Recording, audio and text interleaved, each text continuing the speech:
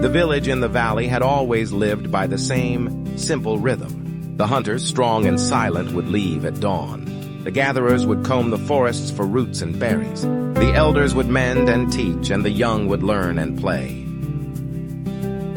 No one took more than they needed. It was how they survived. It was what made them a village. Kale was the best of the hunters. His spear flew true, and he often brought back the largest stag.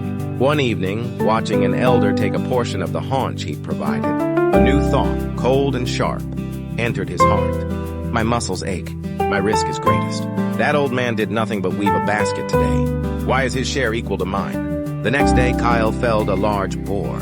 Before returning, he severed the best cuts, the tenderloin, the rich ribs, and hid them in a high, dry crevice in the canyon. He brought the rest to the fire. No one noticed the missing meat. But Torin, another hunter, did notice the satisfied glint in Kale's eye. He saw how Kale's family seemed to have richer broth.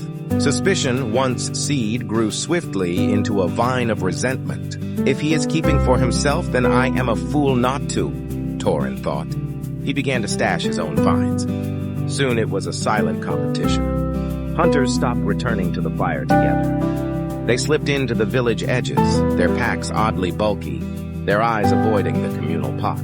The shares presented at the fire grew leaner, more bone than flesh, more hide than meat. The gatherers tried to fill the gap, but the forest, too, seemed to grow thinner. The elders were the first to grow quiet, pushing their meager portions toward the children. The children's laughter faded, replaced by the hollow look of hunger. The old weaver, who had taught Kale to mend his own nets, became a shadow wrapped in blankets.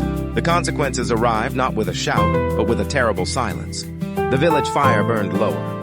The circle around it was sparser. One morning, the elder weaver did not wake.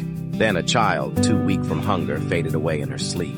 The sickness that followed wasn't from a wound or a beast.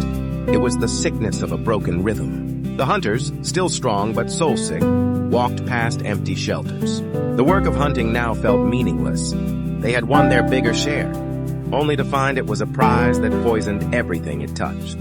They had gathered all the food, yet their village was starved of life. They had mistaken having for living, and in their hoarding, they had broken the very thing that made the food worth gathering, the shared life it sustained.